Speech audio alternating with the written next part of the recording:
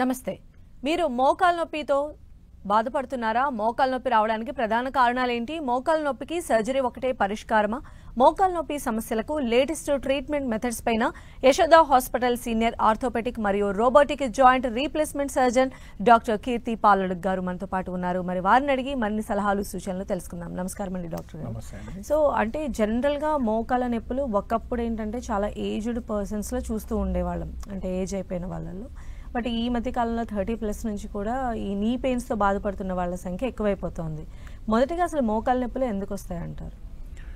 బేసిక్గా commonest reason ఇప్పటివరకు ఏదని మీరు అన్నట్టే వయసుతో ఉన్న వాళ్ళకి చూస్తాము అనేది కామన్గా చూస్తున్నాము.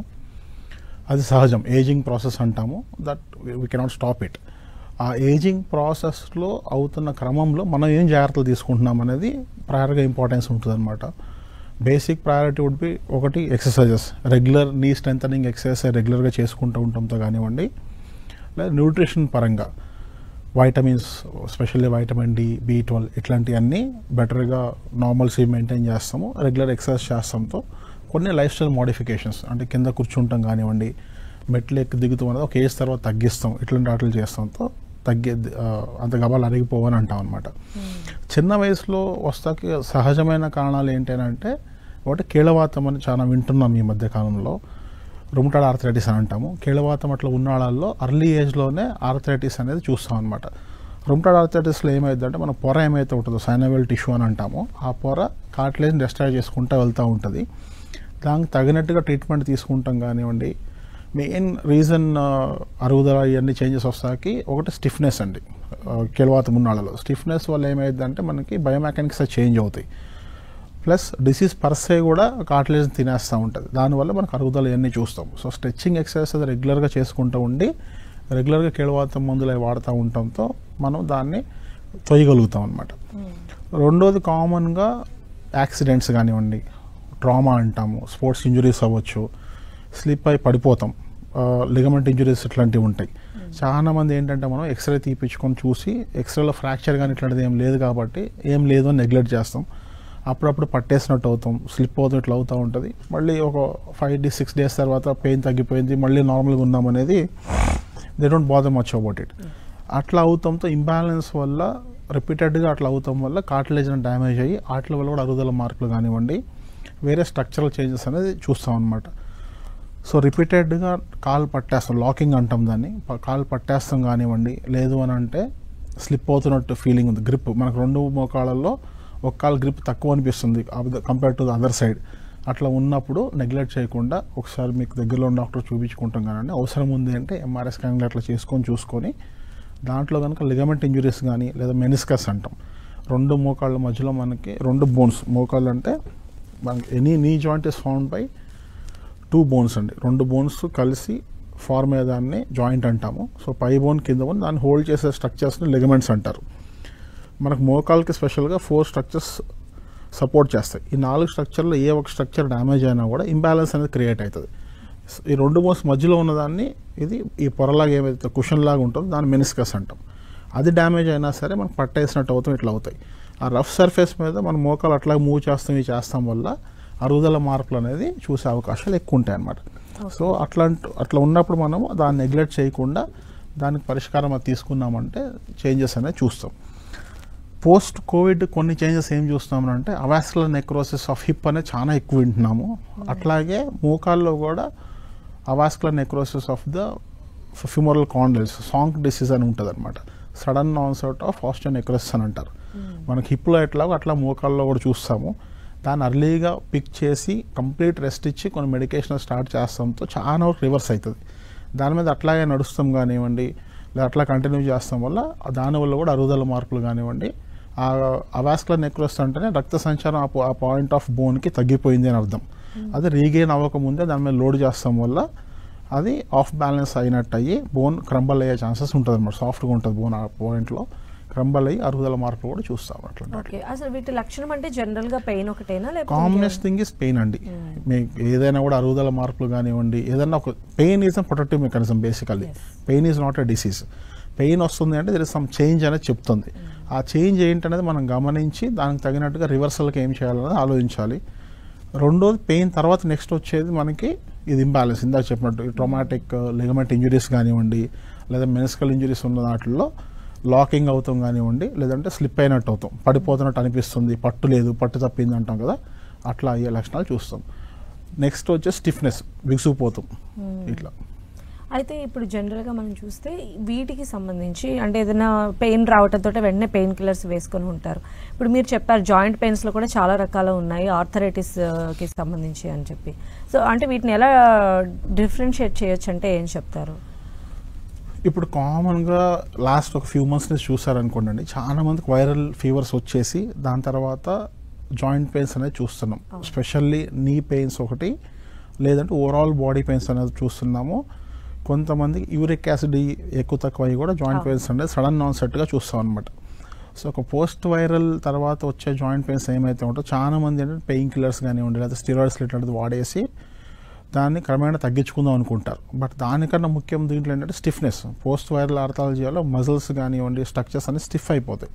దాన్ని మీరు స్ట్రెచ్ చేయందే మనం ఎన్ని మందులు వాడి ఏం చేస్తాం టెంపరీ రిలీఫ్ ఉంటుంది, మందులు వాడిన రోజులు బాగానే ఉంటుంది, దాని తర్వాత మళ్ళీ క్రమేణా అది పెరిగే అవకాశం ఉంటుంది అనమాట. సో ఆ పాయింట్ ఆఫ్ టైంలో even if you are having more pain ఉన్నా సరే స్ట్రెచ్చింగ్ చేసామంటే రిలీఫ్ అనేది వస్తుంది. దానికి ఏడ్ చేస్తాం కోసం మాత్రమే మనం పెయిన్ కిల్లర్స్ కానివ్వండి, సంథింగ్ లైక్ పారాసెటమాల్ అనుకోండి, ఎనీ ఎన్ఎస్ఐడ్స్ కొంతమంది ఇస్తారు, అట్లా ఏది వాడినా అది టెంపరీ ఆ ఇన్ఫ్లమేషన్ తగ్గిస్తాం కోసం హెల్ప్ చేస్తుంది. రెండోది వాతం అంటాం, కీళ్ళవాతం ఎట్లాగో అట్లాగే వైరల్ ఫీవర్ తర్వాత కూడా వాతం లక్షణాలు ఉంటాయి. కొన్ని బ్లడ్ టెస్టులతో మనకు అది తెలుస్తుంది. ఇప్పుడు కొన్ని ఎగ్జాంపుల్ ఈఎస్ఆర్ సిఆర్పి రైజ్ అయి ఉంటాం కానివ్వండి, ఆర్ఐ ఫ్యాక్టర్, యాంటీ సిసిపి ఇట్లాంటి చెక్ చేసుకుని ఏమన్నా ఎక్కువ ఉన్నాయి అని అంటే దాన్ని రివర్స్ చేస్తాం కోసం కొన్ని మందులు వాడతాం అనమాట. డిసీజ్ మోడిఫైయింగ్ డ్రగ్స్ అంటాం. ఈవెన్ కీళ్ళవాతంలో వాడే మందులు కానివ్వండి, ఇట్లా పోస్ట్ వైరల్ ఆర్థరాలజీలో కొన్ని వాడే మందులు అవి ఉంటాయి, అవి రెగ్యులర్గా వాడతాం. స్ట్రెచ్చింగ్ ఎక్సర్సైజ్ చేస్తాం, చాలా వరకు రివర్స్ అవుతుంది. ఒక దెబ్బ తగిలిన దగ్గర ఇట్లాంటి దగ్గర ఏమైందంటే ఆ ఇన్ఫ్లమేటరీ రెస్పాన్స్ ఉన్నప్పుడు మాత్రమే మనకు పెయిన్ ఉంటుంది. సో అది ఇనిషియల్గా రెస్ట్ ఇచ్చి కొంచెం మెడికేషన్ వాడి దాన్ని రివర్స్ చేసుకొని దాని తర్వాత దాన్ని స్ట్రెంథన్ చేస్తాం కోసం ఎక్సర్సైజ్ చేస్తే సరిపోతుంది. ఇది సిస్టమిక్ డిసీజా లేకపోతే ట్రామాటికా అనేది డిఫైన్ చేసుకొని, ట్రామాటిక్ దాంట్లో mainly rest followed by exercise ఉంటుంది. సిస్టమిక్ వాటిల్లో కొంత లాంగ్ టర్మ్ ఎక్సర్సైజెస్ అండ్ కొన్ని మెడికేషన్ కొంతకాలం వాడాల్సిన అవసరం పడుతుందండి. సో అంటే మోకాల మధ్య జనరల్గా జరిగేది అంటే జెల్ లాంటి ఇది అరిగిపోవటం వల్లే మెయిన్ రీజన్ అని అనుకోవచ్చు అంటారా? జెల్ అనేది లూబ్రికెంట్ లాగా పనిచేస్తుందండి. మనకి ఎండ్ పాయింట్ ఏమైతే ఉంటుందో దీన్ని కార్టిలేజ్ అంటాము. ఈ కార్టిలేజ్ అనేది దీనికి ఒక ఫ్రిక్షన్ తగ్గిస్తాం కోసం మనకి ఒక లూబ్రికెంట్ లాగా సైనోవల్ ఫ్లూయిడ్ అని ఉంటుంది బాడీలో. ఈ సైనోవల్ ఫ్లూయిడ్ అనేది క్రమేణా తగ్గుకుంటూ వస్తాంతో ఆ ఫ్రిక్షన్ అనేది పెరుగుకుంటూ వెళ్తుంది. ఇప్పుడు చాలామంది ఇంజెక్షన్స్ చేయించుకుంటాము, ఇవన్నీ కూడా చెప్తారు. అర్లీ ఫేస్లో అంటే స్టేజ్ 2 స్టేజ్ 3 మధ్యలో అనుకోండి, ఇట్లాంటి ఫేస్లో డిస్ప్రపోర్షనేట్ పెయిన్, ఇప్పుడు స్టేజ్ 2కి ఇంత పెయిన్ ఉండాలని ఉంటుంది, నేను అడుగు తీసి అడిగేలేకపోతున్నాను, బట్ ఎక్స్రేలో చూస్తే మరీ అంత బ్యాడ్గా లేదు, అట్లాంటి కండిషన్లో ఆ ఇన్ఫ్లమేషన్ కానీ ఫ్రిక్షన్ కానీ తగ్గిస్తాం కోసం సింథటిక్ ఫార్మ్, ఇప్పుడు హైలోనిక్ యాసిడ్ అని ఉంటాయి, ఇట్లాంటివి ఇస్తాము. లేకపోతే ఇన్ఫ్లమేషన్ ఏమైనా ఉంది నాన్ సిస్టమిక్ అంటే కీళ్ళవాతం ఇట్లాంటివి కాకుండా వేరే కారణాలు దేనివల్ల ఇన్ఫ్లమేషన్ అట్లాంటిది ఉండి అక్కడ కొన్నిసార్లు పిఆర్పి అనేది కొంతమందికి పనిచేస్తుంది, కొంతమందికి depends on body to body variation అంటాము. But what stage it is అనే దాన్ని బట్టి ప్లస్ ఎంత డిస్ప్రపోర్షనేట్ పెయిన్ ఉంది అనే దాన్ని బట్టి చేయాలా వద్దా. లూబ్రికెంట్స్ని యూజువల్గా ప్రిఫర్ చేస్తాం అట్లాంటి ఉన్న దగ్గర. దాంతో కూడా మార్పు రావట్లేదు, ఇబ్బందికరంగా ఉంది అని అంటే అప్పుడు ఎంఆర్ఐఎస్ లాంటిది ఇట్లాంటివి చేసి చూసుకొని వేరే డ్యామేజ్ అయినా ఉంది, ఎందుకంటే ఎక్స్రేలో అంత మరీ అరుగుదల లేదు, బట్ డిస్ప్రపోర్షనేట్ పెయిన్ ఉంది అన్న దగ్గర ఎంఆర్ఐఎస్ అవి కూడా చూసుకొని దాంట్లో ఏమైనా చేంజెస్ ఉన్నాయని అంటే దానికి మనం అడ్రస్ చేయాలి. ఇప్పుడు కొన్నిసార్లు ఆర్థ్రోస్కోపీ ఏం చేస్తాం, చిన్న కీహోల్ సర్జరీలో కెమెరా లోపల పెట్టేసి మొత్తం జాయింట్ని వాష్అవుట్ చేసి ఏమన్నా ఒక్కొక్కసారి చిన్న పొరలాగా పోతాం ఇట్లాంటివి ఉంటాయి, అక్కడ మైక్రో ఫ్రాక్చర్స్ అట్లా చేసి దాంతో మళ్ళీ రీహీల్ అవుతుంది అనేది ఒక కాన్సెప్ట్ ఉంటుంది అనమాట. ఎప్పుడైతే ఫ్రిక్షన్ అనేది పెరిగి కార్టిలేజ్ అనేది పూర్తిగా పోయి గ్రేడ్ 4 ఆర్థరైటిస్ అంటారు, ఆ స్టేజ్లో వంపు కూడా సెటిల్ అవుతుంది. మనం కాల్ స్ట్రేట్ వండుకొని కొంచెం బెండ్ ఉంటాము, మందులు వాడాము, ఎక్సర్సైజ్ చేస్తాము, ఏం చేసినా కూడా తగ్గట్లేదు అనే స్టేజ్కి వచ్చినప్పుడు మాత్రమే ఈ నీ రీప్లేస్మెంట్ సర్జరీస్ కానీ ఇట్లాంటివన్నీ ఆలోచిస్తాం అనమాట. అంటే సర్జరీయే దీనికి పరిష్కారం అంటారా? సర్జరీ పరిష్కారం దానికన్నా మనం ఏ స్టేజ్ నుంచి దానికి ఎంత జాగ్రత్త తీసుకుంటున్నాం అనేది ఉంటుందండి. ఇప్పుడు చాలా మంది ఇండియన్ పాపులేషన్లో ఎట్లా అంటే మా దగ్గరకు వచ్చేవాళ్ళు చాలా పేషెంట్స్ గ్రేడ్ 3 గ్రేడ్ 4లో ఉన్న వాళ్ళే వస్తారు. అర్లీ ఫేస్లో చాలా మంది చూపించుకోరు, నెగ్లెక్ట్ అనుకోండి, అది ఏముందిలే అనేది కాన్సెప్ట్ ఉంటుంది మన ఇండియన్ పాపులేషన్లో. అర్లీ ఫేస్లో పెయిన్ ఎప్పుడైతే స్టార్ట్ అవుతుందో ఆ స్టేజ్లోనే మనం ఎక్సర్సైజ్ చేసుకుంటాము. లైఫ్ స్టైల్ మోడిఫికేషన్ అంటే కింద కూర్చోకుండా ఉంటాం కానివ్వండి, వెస్ట్రన్ టాయిలెట్ యూజ్ చేస్తాము, మెట్లు ఎక్కుతాం దూరం తగ్గిస్తాము, ఇట్లాంటివి స్టార్ట్ చేస్తాంతో మనకి చాలా వరకు దాన్ని ప్రొలాంగ్ చేయగలుగుతాం. ఏజ్ అనేది ఎవరు ఆపలేం. సో మనం ఎంత జాగ్రత్తలు తీసుకుంటున్నాం అనే దాన్ని బట్టి ఉంటుంది. ఇప్పుడు మా అమ్మమ్మలు మా తాతమ్మలు సర్జరీస్ చేయించుకున్నారా అంటే లేదు, వాళ్ళకి అంత అవసరం పడలా. They had their different life style including your food habits అనుకోండి. ఇప్పుడు అదే మా నెక్స్ట్ జనరేషన్ వాళ్ళు వాళ్ళ పిల్లలు వాళ్ళని చేసుకున్నారంటే చాలా మంది, మా మేనత్త అనుకోండి, మా ఫ్యామిలీలోనే చేయించుకున్న వాళ్ళు చాలా మంది ఉన్నారు. ఇట్ ఆల్ డిపెండ్స్ ఆన్ మనం ఎంత దానికి జాగ్రత్త తీసుకుంటున్నాం, ఎన్ని ఎక్సర్సైజ్ చేస్తున్నాం, దాని తర్వాత ఎప్పుడు అవసరం పడింది అన్నట్టు ఉంటుంది అనమాట.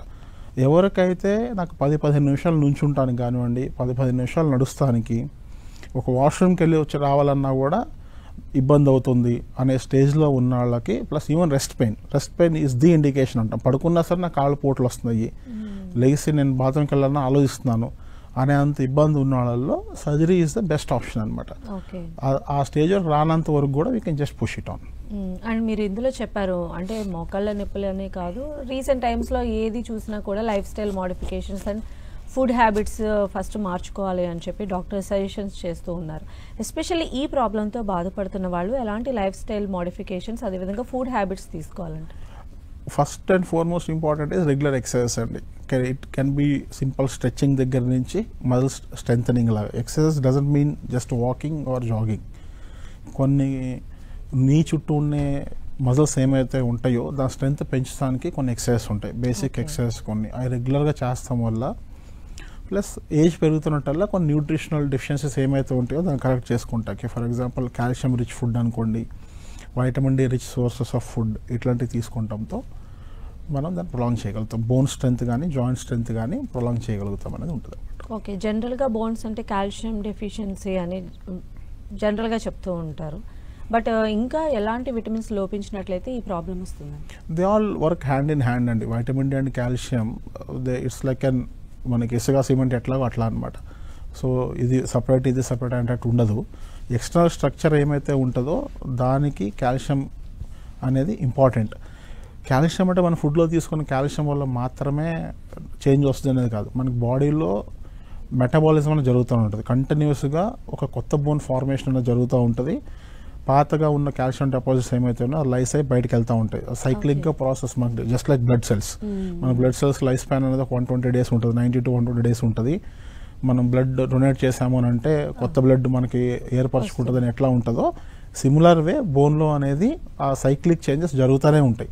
మనం తీసుకునే ఫుడ్ వల్ల కాల్షియం డిపాజిట్స్ అవుతూ ఉంటాయి, ప్లస్ రిసార్ప్షన్ మెటబాలిజంతో పాటు రిసార్ప్షన్ అనేది అవుతూ ఉంటుంది. దాంట్లో కిడ్నీ ఫంక్షనాలిటీ అనుకోండి, లేదా స్పెషల్లీ ఫీమేల్స్లో మెనోపాజ్ అట్లా వచ్చిన తర్వాత హార్మోనల్ చేంజెస్ వల్ల అబ్జార్ప్షన్ అనేది తక్కువ అయ్యి లైసిస్ అనేది అంటే బయటకు వెళ్ళిపోయేది ఎక్కువ అవుతూ ఉండటం వల్ల బోన్ వీక్నెస్ అనేది చూస్తాం అనమాట. అందు గురించి వాళ్ళల్లో ఆ పర్టికులర్ సెట్ ఆఫ్ పేషెంట్స్లో కాల్షియం సప్లిమెంట్స్ కానివ్వండి, కొన్నిసార్లు టెరిపారాథైరాయిడ్ అని చెప్పి ఒక హార్మోన్ ఉంటుంది, మన మెటబాలిజం ఇదంతా హోల్డ్ చేసేట పారాథైరాయిడ్ హార్మోన్ అంటారు. ఆ పారాథైరాయిడ్ హార్మోన్ ఏమైనా ఇంబ్యాలెన్స్ ఉన్నా కూడా దాన్ని కరెక్ట్ చేసుకుంటాము. బోన్ స్ట్రెంత్ మెయింటైన్ చేస్తాం కోసం కొన్ని ఇంజెక్షన్స్ లాంటివి ఉంటాయి, వాటిని వాడతాం. ఇవన్నీ చేయాలన్నమాట. It's not just calcium. Okay, అయితే డాక్టర్ గారు ఇప్పుడున్నటువంటి అడ్వాన్స్డ్ ట్రీట్మెంట్స్ ఏంటి అంటే ఏం చెప్తారు మీరు ఈ పెయిన్కి సంబంధించి? అడ్వాన్స్మెంట్స్ అనేది జాయింట్ రీప్లేస్మెంట్స్ పరంగా ఉన్నాయండి. జాయింట్ రీజనరేషన్ థెరపీ అంటాం. రీజనరేషన్ థెరపీ అంటే ఏంటంటే యంగ్ పాపులేషన్లో కార్టిలేజ్ డిఫెక్ట్స్ కానీ కార్టిలేజ్ లాస్ కానీ ఎక్కువ చూసాం. కొంత డెప్త్లో వరకు పోయింది, సంథింగ్ లైక్ గ్రేడ్ 4 కామన్గా స్పోర్ట్స్ ఇంజరీస్లో చూస్తాం అనమాట. స్పోర్ట్స్ ఇంజరీస్లో ఇదంతా ఒక పొర మొత్తం కార్టిలేజ్ లాగా పోయింది అన్న దగ్గర కార్టిలేజ్ని రీజనరేట్ చేసేటువంటి ప్రొసీజర్స్ వచ్చినాయి. మన బాడీలో నుంచే కార్టిలేజ్ ఒక చిన్న పీస్ తీసుకొని దాన్ని మనం ల్యాబ్కి పంపించి దాన్ని గ్రో అయ్యేలాగా చేసి దాన్ని మళ్ళీ రీఇంజెక్ట్ చేస్తాం. ఆ పర్టికులర్ ఎక్కడి వరకు అయితే పోయిందో ఆ లేయర్ వరకు, స్పెషల్లీ 3-4 సెంటీమీటర్స్ కన్నా ఎక్కువ పోయింది అన్న దగ్గర. కొంతమందిలో ఎట్లా అంటే 2 to 10 mm or 15 mm అట్లా పోతాయి. అట్లాంటి దాంట్లో నాన్ వెయిట్ బేరింగ్ అంటాం. మనం ఇప్పుడు ఫర్ ఎగ్జాంపుల్ నీలో చూసామనుకోండి, మనం నిటారుగా నుంచున్నా కూర్చుని లేచిన ఈ పార్ట్ ఆఫ్ ద థైబోన్ మళ్ళీ వెనకమాల పక్కన ఉన్న థైబోన్ మాత్రమే వెయిట్ తీసుకుంటుంది. స్పెషల్లీ డిస్టల్ మోస్ట్ అంటాం. ఈ భాగంలో ఉన్నది మాత్రమే బరువు తీసుకుంటుంది, ఈ ముందు భాగంలో ఉన్నది బరువు తీసుకోదు. సో ఈ భాగంలో ఎప్పుడైతే అరుగుదల మార్పులు వచ్చి మనకి ఇబ్బంది పెడతా ఉంటుందో ఈ భాగంలో ఉన్న కార్టిలేజ్ని తీసి ఇక్కడ రీప్లేస్ చేసేటువంటి ప్రొసీజర్స్ ఉంటాయి. They are called as regenerative therapies. ఈ అన్నిటితో ఏమైందంటే మనం దాన్ని ఫర్దర్గా డ్యామేజ్ అవ్వకుండా చూసుకుంటాము. రెండోది వంపు అట్లా స్టార్ట్ అయింది అర్లీ ఫేస్లో, బట్ అరుగుదల మార్పులు మరీ ఎక్కువ లేదన్న దగ్గర బయోమెకానిక్ యాక్సెస్ని చేంజ్ అయ్యేలాగా ఆల్టర్ చేస్తాం అనమాట. హెచ్టిఓస్ అని అంటాం, హై టిబియల్ ఆస్టోటమీస్ అనేది చేస్తాం. అట్లాంటివి చేస్తాం వల్ల కూడా మనం జాయింట్ని కాపాడిన వాళ్ళు అవుతాం. ఇందాక చెప్పినట్టు లిగమెంట్ ఇంజురీస్ కానీ మెనిస్కల్ ఇంజురీస్ కానీ అయిందంటే ఆర్థ్రోస్కోపీ చేసి దాని బ్యాలెన్స్ని రీక్రియేట్ చేస్తాం కోసం లిగమెంట్ రీకన్స్ట్రక్షన్స్ చేస్తాము, మెనిస్కల్ రిపేర్ చేస్తాం. ఇవన్నీ జాయింట్ని కాపాడేటువంటి ప్రొసీజర్స్. ప్లస్ ఆధునికతలో మెయిన్లీ కార్టిలేజ్ రీజనరేషన్ ప్రొసీజర్స్ ఏమైతే ఉన్నాయో ఆర్ కార్టిలేజ్ రిపేర్ ప్రొసీజర్స్ ఏమైతే ఉన్నాయో అవి చూసాం. జాయింట్ రీప్లేస్మెంట్స్ పరంగా మనకి ఆధునికత అనేది ఇంప్లాంట్స్ పరంగా వచ్చింది. పాతకాలంలో ఇంప్లాంట్స్ మనకు ఒక 10-15 సంవత్సరాలు వస్తాయి అనేది ఉండేది. ఇప్పుడు 30 years అండ్ అబవ్ వచ్చేటువంటి ఇంప్లాంట్స్ వచ్చినాయి. దాని తర్వాత చేసే విధానంలో మార్పు వచ్చింది.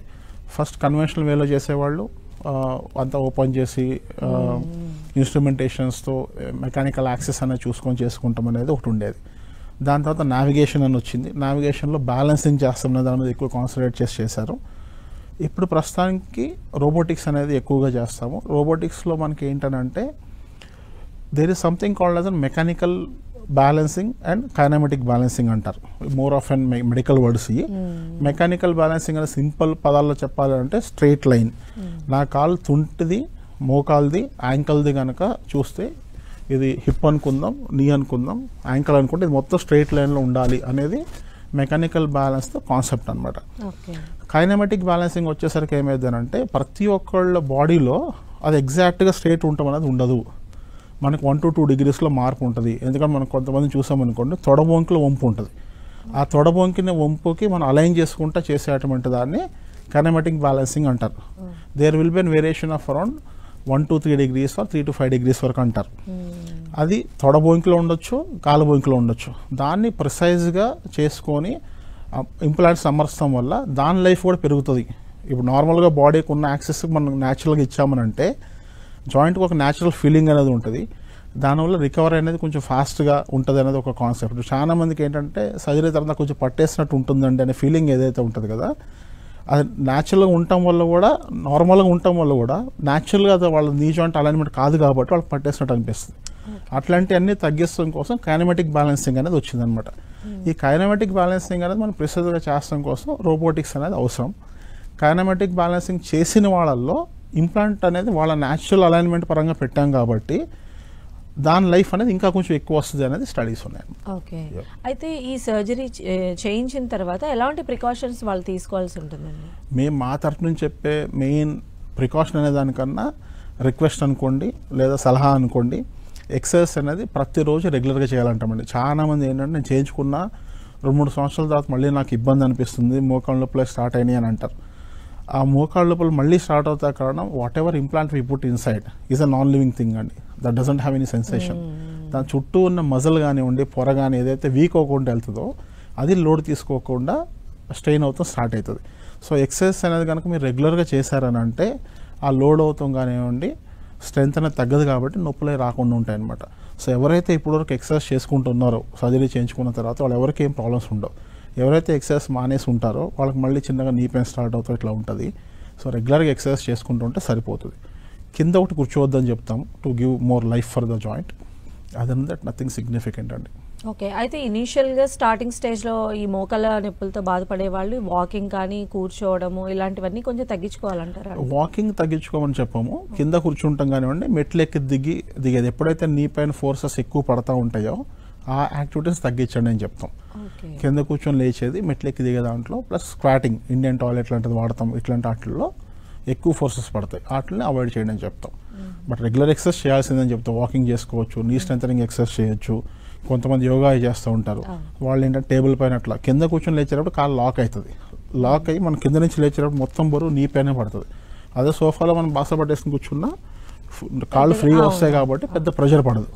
సో బాస పట్ట వేసుకుంటాం తప్పు కాదు, కింద కూర్చొని లేచేటప్పుడు ఫోర్స్ ఎక్కువ పడతాయి అనేది ఇబ్బంది అంట. అయితే విమెన్ లో ఎక్కువ చూస్తూ ఉంటాము, ఎందుకంటే వాళ్ళకి కొంచెం డెలివరీస్ అయి ఉంటారు, విటమిన్స్ డెఫిషియన్సీ ఉంటుంది. సో ముఖ్యంగా మహిళల్లో మోకాళ్ళ నొప్పి సమస్యతో బాధపడే వాళ్ళకి మీరు ఏం చెప్తారు సార్, సలహా ఏం చెప్తారు? బేసిక్గా ఉమెన్లో చూసాక 2-3 రీజన్స్ మేము కామన్గా చూసేది ఏంటంటే, ఒకటి ఎక్కువ శాతం వాళ్ళు కింద కూర్చొని పనులు చేసుకుంటూ ఎన్ని ఎక్కువ చేస్తారండి, దాని అయినంత అవాయిడ్ చేయండి అంటాం ఒక ఏజ్ తర్వాత. Obesity is another secondary reasons అంటాము. ఆస్ట్రోపీనియా వల్ల బోన్స్ బాగా సాఫ్ట్ అవుతాయి. దాన్ని అర్లీ ఫేస్లో ఎప్పుడైతే నీ స్టార్ట్ అవుతూ ఉంటాయో కొంచెం రెగ్యులర్గా ఎక్సర్సైజ్ చేసుకుంటూ ఉండి, ఫర్దర్గా ఎప్పుడైతే వంపు కానీ ఇట్లాంటివి స్టార్ట్ అవుతుందో అప్పుడు దానికి సంబంధించిన అలైన్మెంట్ యాక్సెసెస్ కానీ, లేదా కొన్నిసార్లు బ్రేసెస్ ఉంటాయి మనకి, బ్రేసెస్ లాంటివి వేసుకొని మేనేజ్ చేస్తాం, ఇట్లాంటివి చేసుకుంటూ ఉంటే ఇబ్బంది అనేది ఉండదు. మెయినోపాజ్ అయిన తర్వాత మీ గైనకాలజిస్ట్ సజెస్ట్ చేసినట్టు సప్లిమెంట్స్ అది అవసరం ఉంది అంటే అది రెగ్యులర్గా చేసుకుంటూ ఉండాలి. బట్ అర్లీగానే రెగ్యులర్ నీ స్ట్రెంథనింగ్ ఎక్సర్సైజ్ అనేది ఫ్రమ్ అర్లీ ఫేస్ నుంచే మనం అలవాటు చేసుకొని అది రోజు చేసుకుంటూ ఉంటే చాలా వరకు మనకి ఇబ్బంది అనేది రావు అనే చెప్తామండి. అండ్ ఇలానే ఈ సర్జరీస్లో జనరల్గా మనం స్టీల్కి సంబంధించినవి యూస్ చేస్తూ ఉంటాం కదా సార్, అసలు ఆ సర్జరీ ప్రాసెస్ అనేది ఎలా ఉంటుంది, దాన్ని చేయించుకున్న తర్వాత దాని ఎంతకాలం ఆ మోకాలి నొప్పి సమస్య రాకుండా చూడొచ్చు అంటారు? బేసిక్గా మనం ఇంప్లాంట్స్లో వేరే వేరే రకాలు ఉన్నాయండి. ఒకటేమో కోబాల్ట్ క్రోమ్ మీరు చెప్పినట్టే మెటల్ అంటాము. మనం మెటల్ అనే దానికన్నా మధ్యలో వాడే పాలీలో చేంజెస్ చాలా వచ్చినాయి. ప్లాస్టిక్ మనం 3 భాగాలుగా ఉంటుంది మనకు మోకాలు మార్పిడి. దాంట్లో మనం చూసామనంటే ఇది థై బోన్కి ఒకటి అమరుస్తాము, కింద లెగ్ బోన్కి ఒకటి అరుస్తాము, మధ్యలో ప్లాస్టిక్ వస్తుంది. మెటల్ పైన కింద ఉండి మధ్యలో ప్లాస్టిక్లో చేంజెస్ వచ్చినాయి. దాంట్లో హైలీ క్రాసింగ్ పాలీ అంటాం, విటమిన్ ఈ ఇన్ఫ్యూజ్డ్ పాలీ అంటాం, ఇట్లాంటివి. సో దాని లైఫ్ ఎక్కువ వస్తుంది అని అంటాం. ఈ పరికరణంలో కూడా ఒకటేమో మెటల్ ఉంటుంది, ఒకటేమో టైటానియం ఉంటుంది, ఇంకోటి ఆక్సినియం అని ఉంటుంది. ఇప్పుడు కొత్తగా కొంత సెరామిక్ కూడా వచ్చినాయి అనమాట. సెరామిక్ అనేది మేము స్పెసిఫిక్గా అలర్జీస్ కానీ ఇట్లాంటి ఏమైనా స్పెసిఫిక్గా చెప్పిన వాళ్ళలో వాడతాం తప్పేసి దాన్ని రెగ్యులర్గా వాడతాం అనేది కాదు. కోబాల్ట్ క్రోమ్ అండ్ ఆక్సినియం అనేది రెగ్యులర్గా వాడుతూ ఉంటాము. మధ్యలో specially vitamin E infused Pauli's ఒకటి ప్లస్ హైలీ క్రాసింగ్ పాలీస్ వాడటం వల్ల ఎక్కువ కాలం లైఫ్ వస్తుంది అనేది ఉంటుంది అనమాట. యూజువల్గా ఇప్పుడు వచ్చే అన్ని హైఫ్లెక్స్ జాయింట్సే, మనకు అరౌండ్ 25-30 years అనేది వస్తుంది రెగ్యులర్గా అనేది సహజంగా చూస్తున్నాం ఈ మధ్యలో. లేటెస్ట్గా వచ్చిన ఎక్విప్మెంట్ అనుకోండి, చేసే విధానాల బట్టి, లేదా ఇప్పుడు రోబోటిక్ సీట్ల వల్ల కూడా కొంచెం లైఫ్ స్పాన్ అనేది పెరిగిందని స్టడీస్ ఉన్నాయి. నేను ఇప్పుడు 30 years ఖచ్చితంగా వస్తుందా అని అంటే even we have to see, because ఈ అన్ని మోడిఫికేషన్స్ అనేది లాస్ట్ 2 decadesలో అయింది. We're still waiting for the next decade to happen. So యశోదాలో ఎలాంటి అడ్వాన్స్డ్ ట్రీట్మెంట్స్ ఉన్నాయి ఈ ప్రాబ్లమ్కి సంబంధించి? అడ్వాన్స్ ట్రీట్మెంట్ అంటే మీకు ఇప్పుడు చెప్పినట్టు regenerative, we have an department for regenerative medicine, exclusive theatres for joints. దానికి సంబంధించిన పోస్ట్ ఆపరేటివ్ పెయిన్స్ ఏమైతే ఉంటాయో దానికి ఫాస్ట్ ట్రాక్ అనస్థీషియా అనే ఒక ప్రోటోకాల్ ఉంటుంది. That hour anaesthesia team will take care of that. Pain అనేది మినిమల్ చేసి వాళ్ళు day 1 నడిపిస్తూ ఈ చేస్తాం వల్ల దే హ్యావ్ దట్ కాన్ఫిడెన్స్. ఇప్పుడు నేను ఇవాళ మార్నింగ్ ఆపరేట్ చేయించుకొని సాయంత్రం నడిచాను అని అంటే నెక్స్ట్ డే కొద్దిగా గొప్ప మనకు పెయిన్ పెరిగినా సరే నిన్నే నడిచాను కదా ఇవాళ ఎందుకు నడవకూడదు అనే విల్ పవర్తో నడుస్తూ మొదలు పెడతారు. That is a good thing what we want our patients to have. And next is ఈ రోబోటిక్స్ అనేది is become very much common now. So we have robotics at our centre. So what is necessary, బేసిక్గా ఇప్పుడు వచ్చారు surgery చేస్తామనే దానికన్నా is this really required అనేది first concept. చాలా మంది మా దగ్గరికి సర్జరీ చెప్పారండి అందుకని చెప్పి వచ్చామని అంటారు. బట్ వచ్చారు కదా అని చేసేదానికన్నా యాజ్ ఐ టోల్డ్ యూ కొన్ని బ్రాకెట్స్ ఉంటాయి. అంటే ఈ ఇంత పెయిన్ ఉండి ఇట్లా ఉంటేనే ఇట్లా చేయాలి అనేది ఉంటుంది అనమాట. క్రైటీరియాస్ అంటాము. ఆ క్రైటీరియా ఫిల్ అయింది అన్నప్పుడు we're going head with those things అనమాట. Right, thank you so much అండి కీర్తి పాలగడు. ఇది ఇవాల్టి ఆయుష్మాన్ భవ. చూస్తూనే ఉండండి 10 TV.